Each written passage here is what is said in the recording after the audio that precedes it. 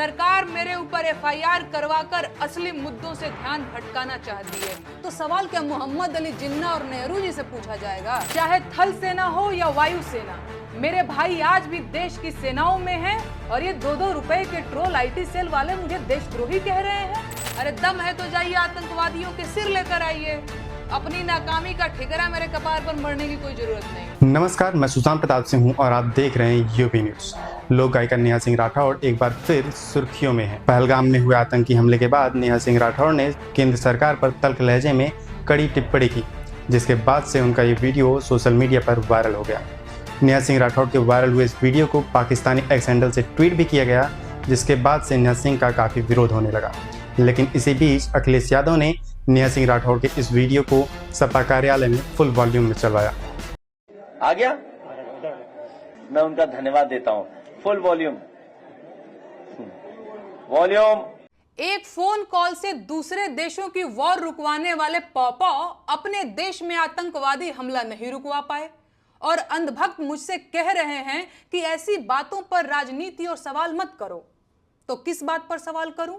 शिक्षा पर, जिसे मुद्दा ही नहीं समझा जाता, या स्वास्थ्य पर, जिस पर सवाल करना अब आउट ऑफ फैशन हो गया है? बोलो किस पर सवाल करूं? बेरोजगारी पर, जिसके जवाब में तुम्हारे अब्बा हुजूर पकौड़ा तलने की सलाह देते हैं?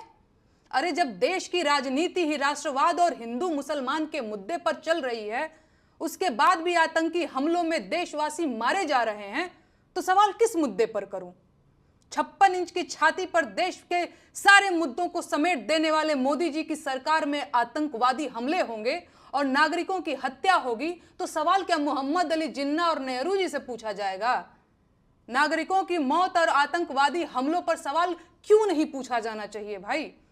इन सवालों से इतना डर क्यों रहे हैं आप?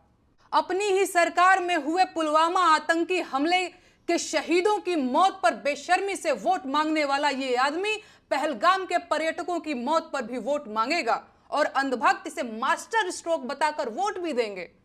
लेकिन इनका कहना है कि सवाल नहीं पूछा जाना चाहिए। बस 2-4 दिनों की बात और है, भक्तों के पॉपा पहलगाम आतंकी हमले पर रोते हुए बिहार चुनाव की नींव डालते दिखेंगे और अंधभक्त वो बिहार चुनाव में रोते हुए ढोंगी जी की रील शेयर करते दिखेंगे। नेहा सिंह राठौड़ का यह वीडियो वायरल हुआ तो कुछ लोगों ने उनको देशद्रोही तक कह डाला, जिसके बाद नेहा सिंह राठौड़ ने एक्स हैंडल पर एक और वीडियो पोस्ट करते हुए इनको करारा जवाब दिया।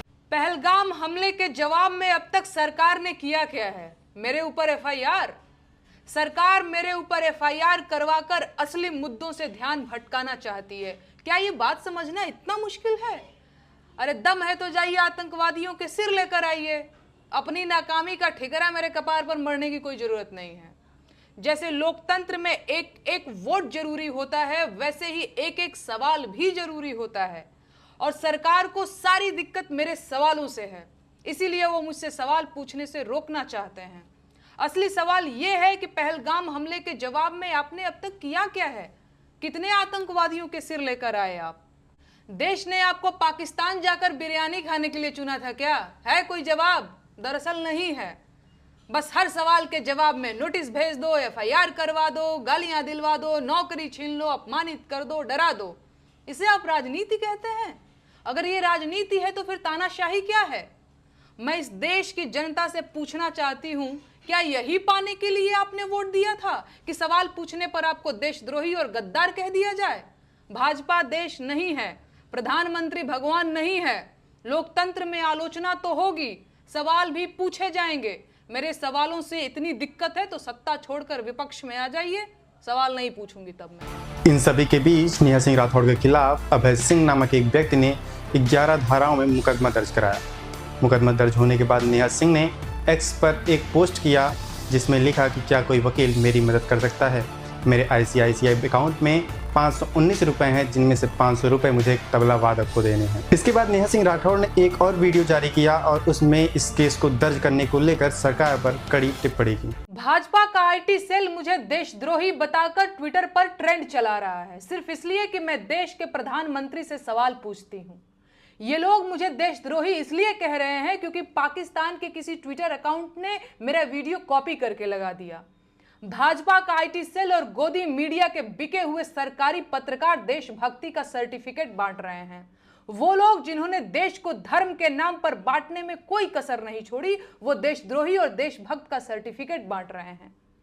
मैंने आज तक कभी नहीं बताया, कहना जरूरी नहीं समझा, लेकिन आज जब बात मेरी देशभक्ति पर आ गई है तो जान लीजिए, मेरे परिवार और खानदान के कुल मिलाकर 14 लोग भारतीय सेना और अर्धसैनिक बलों में अपनी जान दांव पर लगा चुके हैं। मेरा अपना सगा भाई अभी भी छत्तीसगढ़ के जंगलों में नक्सलियों से लड़ रहा है। मेरे अपने सगे चारों मामा आर्मी में अधिकारी रहे हैं, जिनमें से 2 लोग कारगिल की जंग लड़ चुके हैं।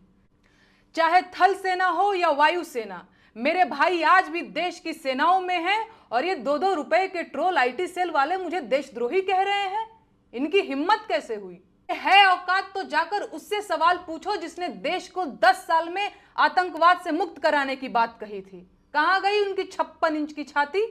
मुझे देशद्रोही कहेंगे ये बिके हुए लोग। कितने नेताओं के अपने बच्चे फौज में हैं, बताओ गिन के?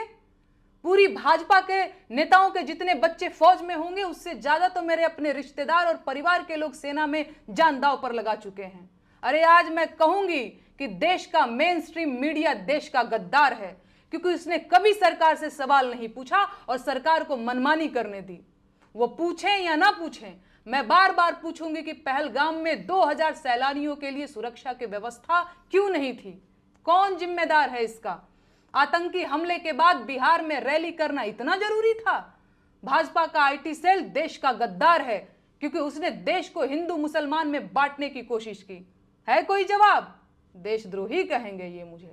आखिर इन सब मचे बवालों के बीच क्या अखिलेश यादव और नेहा सिंह राठौड़ के सपोर्ट में खड़े होंगे या फिर नेहा सिंह राठौड़ की मुश्किलें बढ़ेंगी? ये तो आने वाला वक्त ही बताएगा। ऐसे ही तमाम और बड़ी खबरों के लिए जुड़े रहें यूपी न्यूज़ के साथ।